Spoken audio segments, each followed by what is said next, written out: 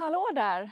Varmt välkommen till Skillnadens trädgård. Jag heter Sara Bäckmo och det är en frisk morgon i mitten av augusti. Det är så himla härligt ute. Det är ljummet, det fläktar lite grann, det doftar gott och det är alltså så himla skönt.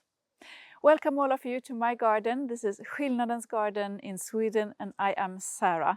And if you want to keep watching this video and understand a bit of what I'm saying in Swedish, please activate the subtitle function. And you do that by pressing the CC button. And then you can choose whatever language you want to follow in, English or Finnish or Spanish or whatever. It will make it much more easier for you to understand. So please activate the subtitle function and keep watching. Till er som undrar varför jag säger det där så är det ju så att Skillnadens har många följare som följer från andra länder. Jag är så glad för det. Och vi har också en kanal där vi publicerar videor enbart liksom för tittare från andra länder med engelska titlar och beskrivningar och sådär så att det ska vara lätt att följa med. Och då vill det till att alla förstår också att man kan aktivera den här undertextfunktionen och följa. Nu ska vi ägna oss åt någonting som jag uppskattar stort med min odling. I min odling just nu så är det ju fullt fokus på mycket av de här liksom sommargrönsakerna. Vi går iväg och kikar lite hur det ser ut.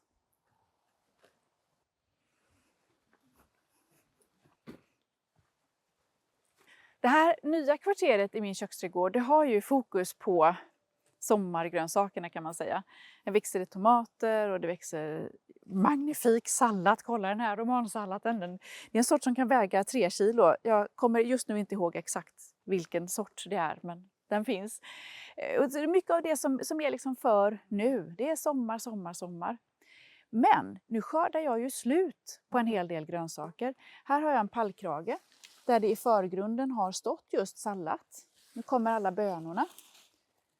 Och när salladen är bortskördad så blir det ju plats ledig här. Här nere har jag odlat blomkål. Stått massor med plantor här och i förgrunden där också. Nu är de slut, uppätna, borttagna och då blir det plats ledig. Vad gör man? Då är det så här att i Sverige så har vi i stora delar av landet en ganska stor del av vår odlingssäsong kvar. Och när man är ny odlare så tänker man inte på det för att då är det ofta så här fokus på det sommargrönsakerna och den varma årstiden. Men vi har alltså många grönsaker som vi kan odla i Sverige som trivs när dagarna är svalare, när dagsljuset är kortare och när det också är fuktigare ute eftersom det blir naturligt fuktigt ute när det blir svalare på nätterna, det kommer mer nederbörd och liknande. Och därför är det så viktigt tycker jag när vi har förberett odlingsyta och vi har land som vi har jobbat med jorden och vi har liksom månat och pysslat om det. Nu ska vi utnyttja hela den här tiden som vi har kvar till att driva fram nya grönsaker så att vi kan skörda och äta ännu mer. Men som bekant växer ingenting om vi inte sår och petar ner plantor i jorden. Så det är någonting som vi måste fortsätta göra under hela säsongen. Och just den här platsen är faktiskt ett väldigt fint exempel. För att precis samma dag som jag skördade blomkålen och tog bort de stora plantorna så hade jag små fänkålsplantor som jag hade förberett i pluggbrätten. Och då var det så enkelt att bara sätta ut dem. Och det här är bara några dagar sedan och de har redan börjat att växa jättefint. Och fänkål är en av de grönsakerna som trivs att växa lite senare på säsongen. Här alldeles bredvid mig har jag pyttesmå plantor av mangold som kommer. Blir man så glad. Så om vi har gjort ett förberedelsearbete och sett till att vi har växter och sätta ut när det blir plats ledig i landet så kan vi driva fram jättemycket mat så att vi kan vara nästan till självförsörjande eller helt självförsörjande om man vill det. Beroende på hur man har lärt sig att äta från sin trädgård. Och det här är ett arbete som man gör från juni ungefär tycker jag att det är en god idé att börja och så saker och ting till trädgården för att få skörd senare under sommaren, hösten och i viss mån under vintern också. Och vi ska gå bort till en annan plats där jag började förbereda och plantera ut grejer i juli. Så ska du få se hur otroligt smashing fint det har blivit.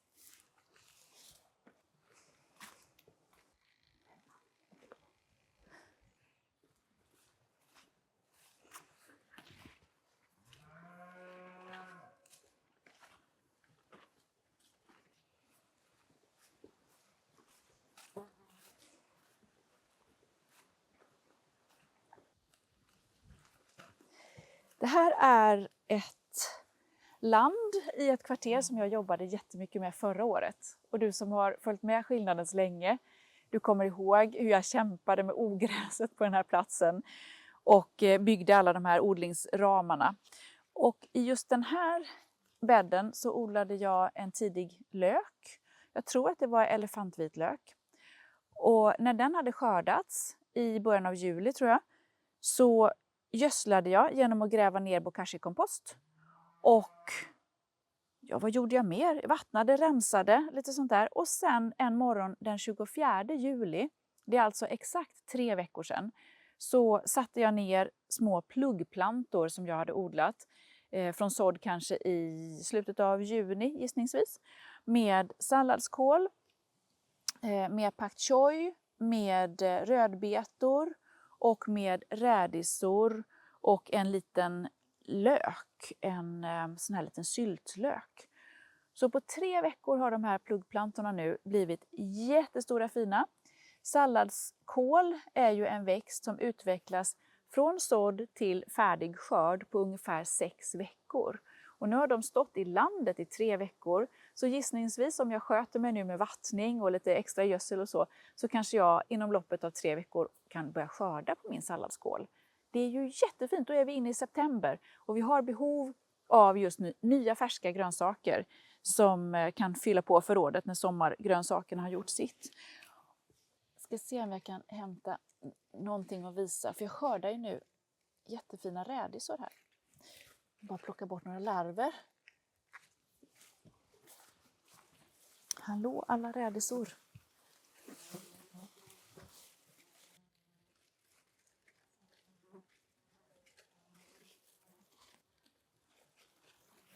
Titta.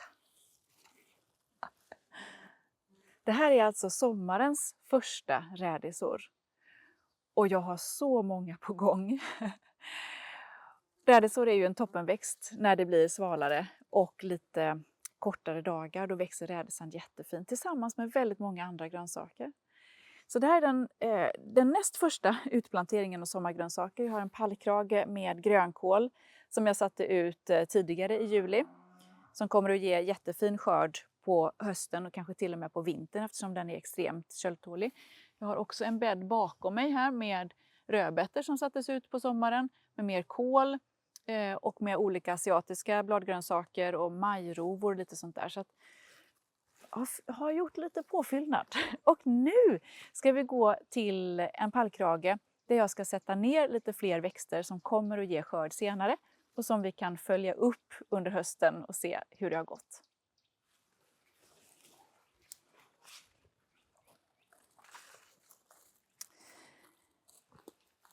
Tricket med att använda en stor del av säsongen, det är ju att driva fram plantor i rätt tid.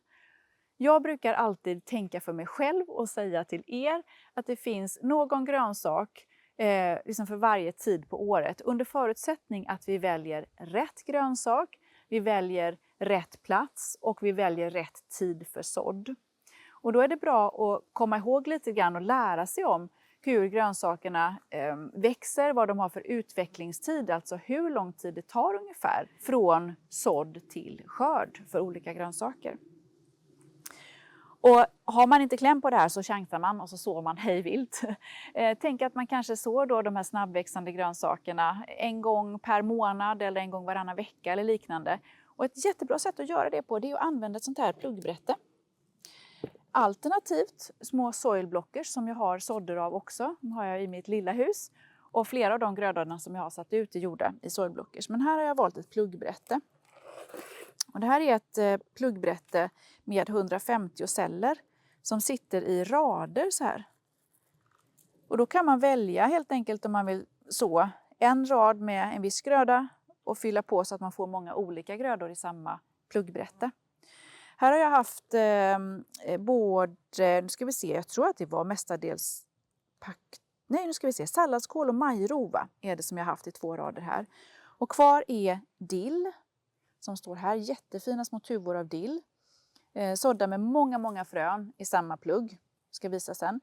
Här har jag en liten kålväxt som är liten nu men som blir stor sen, den heter komatsuna. Används med bladkål. Och sen har jag fler plantor av sallad. Och här är koriander som jag är helt såld på. Mycket koriander ska det vara. Och här har jag en pallkrage. Och det är så enkelt. Alltså, under sommaren, massa grönsaker som blir färdiga. Skörda. Så fort en grönsak har gjort sitt. Stå inte och glo på den och låt den liksom bara ta upp plats. Utan verkligen rensa bort skiten. Gör i ordning platsen. Sätt ut någonting nytt. Och för att göra det så måste man ju gödsla sin växtplats. Och det har jag gjort flera videor om så det gör jag inte idag. Men den här pallkragen så har jag grävt bort jorden i halva pallkragen. Flyttat det till andra halvan. Sen har jag langat ner marsvinsgödsel, gräsklipp och bokashi-kompost och fyllt upp hela platsen.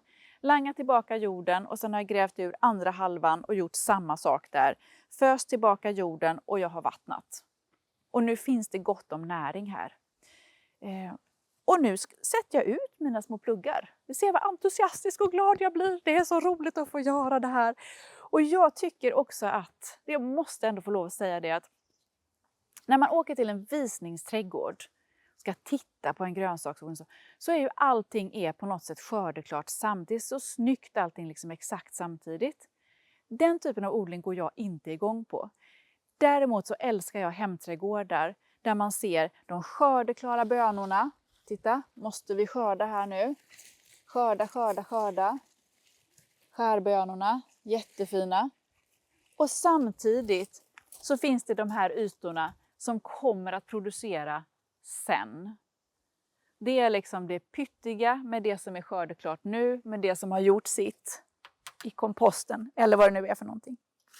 Det tycker jag är spännande. Och det där pusslet med hur man gör det är ju det som är så roligt. Och där har vi, alltså sociala medier är ju fantastiskt till detta. Att få lov att inspirera och visa hur det ser ut i just min trädgård. Och att du som tittar kan få inspiration från det och tänka att det där lilla skulle jag kunna ta med mig till min odling. Nu ska ni få se de här fantastiska småplantorna. Det maffiga och fina med ett pluggbrätte det är att man kan tillverka väldigt många plantor på väldigt liten yta. Man får små eller stora plantor beroende på hur stora pluggar man har. Och till den här odlingen där jag vill driva fram många plantor till sommarodlingen så vill jag ha små plantor och jag vill ha många.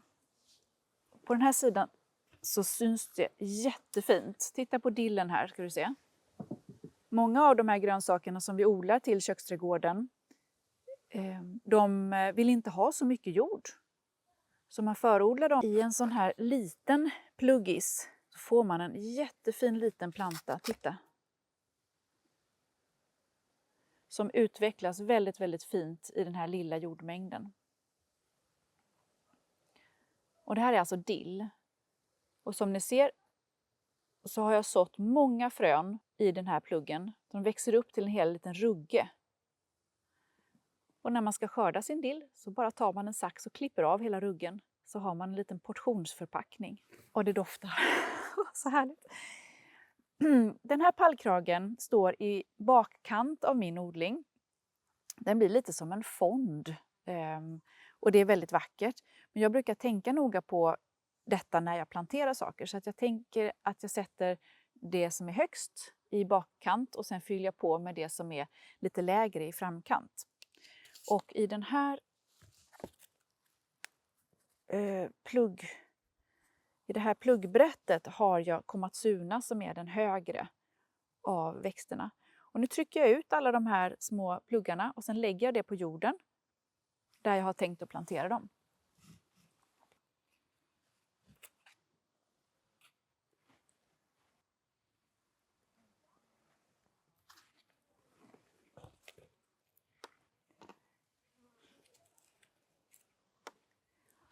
Komatsuna blir jättestor när den växer, om man tillåter den.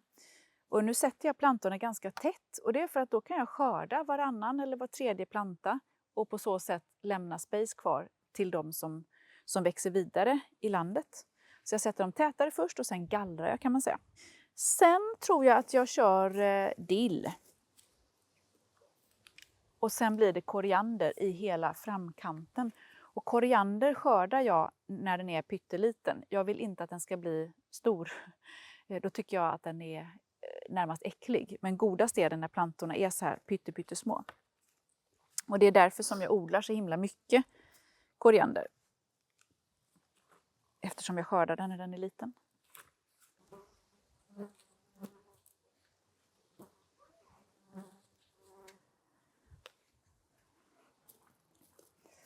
Se så fint det ser ut nu.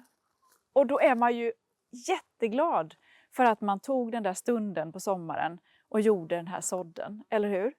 Och nu när det blir plats ledig i pluggbrätterna eller vad det nu är, gör en ny sådd, för det finns fortfarande saker som vi kan så, som kan komma ut i landet senare. Jag brukar ha för vana att jag lägger ut plantorna så här, så jag ser att jag fyller upp min yta och så att plantorna räcker så man kan dela upp dem så att det ser fint ut sen helt enkelt. Och sen har jag en liten petpinne. Ibland är barnen gulliga nog och täljer en liten pinne till mig som jag kan använda. Jag lyfter upp min plugg och sen tar jag pinnen och gör ett hål och så bara droppar jag ner pluggen. Så.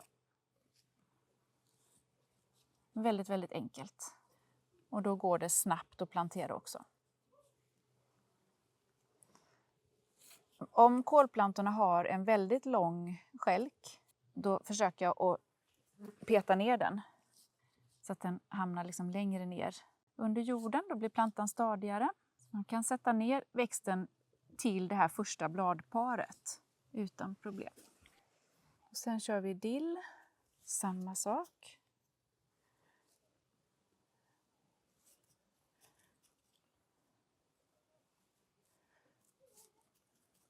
På sommaren nu så föredrar jag faktiskt att förodla saker på det här viset i pluggbrätten, i soilblockers, i byttor. Och det är helt enkelt för att då kan jag driva fram plantor medan en annan växtplats som jag sen ska använda när den redan är liksom upptagen. Och sen när den platsen har blivit ledig, då har jag ett batteri av växter att sätta ut. Men när jag gör själva sådden, då vet jag aldrig riktigt var de plantorna ska hamna. Utan då bara gör jag det för att bunkra upp liksom växter.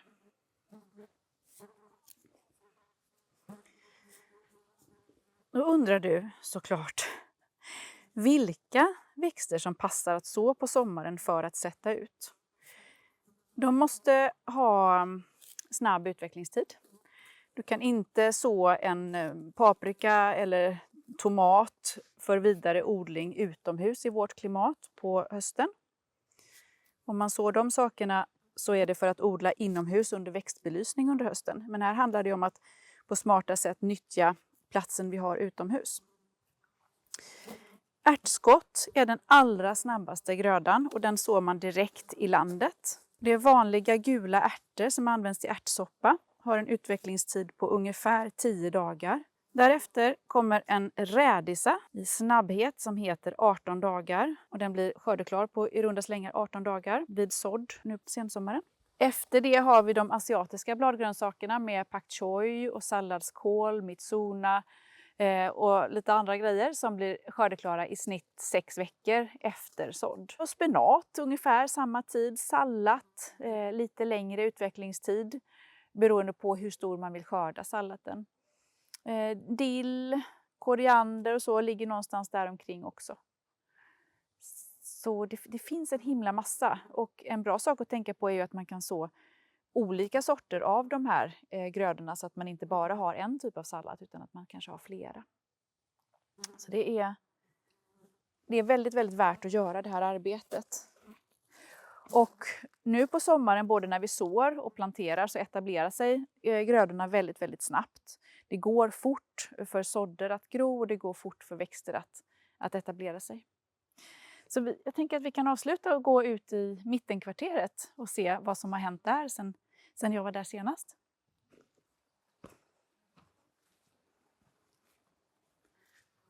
I det här mittenkvarteret så har jag ju nu skördat jättemycket grönsaker. Det är mycket som står kvar.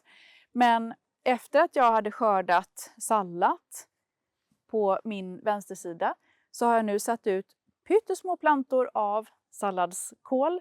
Och jag tror att det är ett 20-tal plantor som växer alldeles här. De är fortfarande jättesmå, men de kommer att växa sig stora och det går fort nu. Under förutsättning att de får mycket vatten och att det finns mycket gödsel i jorden. Sen var det så att när jag började jobba med det här kvarteret, som ju också är nytt eller omarbetat för i år, så har jag lämnat en tredjedel ungefär som jag inte hade gjort i ordning där i början av sommaren.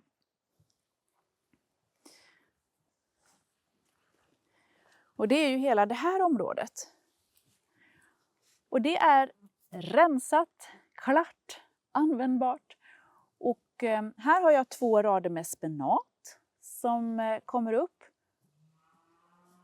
Det är lite av en chansning, för det kan vara för tidigt för spenat. Det vet man inte. Om den börjar att gå i blom så tar jag bort allting på en gång och så sår jag en ny omgång. Alldeles här bredvid mig kommer det en bredsådd rad med rucola. Den är ju fortfarande pytteliten så den syns knappt. Sen kommer det en rad med sallad, bör det vara. Och en rad med majrova. Och närmast kameran gror 2 rader med 3 olika sorters rädisor. Och det är ju jättemycket mat, eller hur? Och det är toppen att kunna göra en direktsådd också.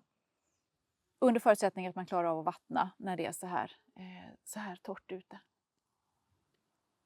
Så nu bara sitter jag här i mina land och väntar på maten. Och jag kan säga att det är en sån otrolig tillfredsställelse att å ena sidan ha alla de här sakerna som blir färdiga för skörd nu på sommaren. Men också ha gjort det där lilla arbetet för att ta sig vidare i säsongen. Man vet ju aldrig riktigt hur hösten blir. Vi har ofta den första frosten i september. Men de grödorna som jag odlar nu är ju sådana som tål frost. Jag behöver inte ens täcka dem med en fiberduk, utan en frostknäpp tål de lätt. Sen går det ofta ett tag innan nästa frost och då kanske vi är inne i oktober. Och då har de här växterna kommit upp himla bra. Och då står de sig också under en fiberduk. Och vissa av dem kan vi skörda så sent som i december. Och det är ju underbart. Finns det någonting nu som du kan så i augusti som är lönt att satsa på för en senare skörd? Du har de snabba sorterna av rädisa, du har ärtskott, rucola, spenat, salladskål precis på gränsen.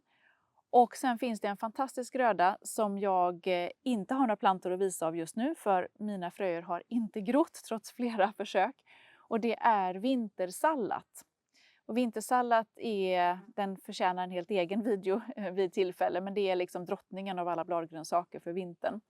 Och den kan man så direkt i landet eller i pluggbrätten, soilblockers och senare plantera ut. Men lägg gärna vintersallad på minnet och odla den. Då går jag och fyller upp mina brätten igen och så ses vi snart igen. Glöm inte att prenumerera på kanalen så att du får tips eller notiser om när det finns en ny video att se.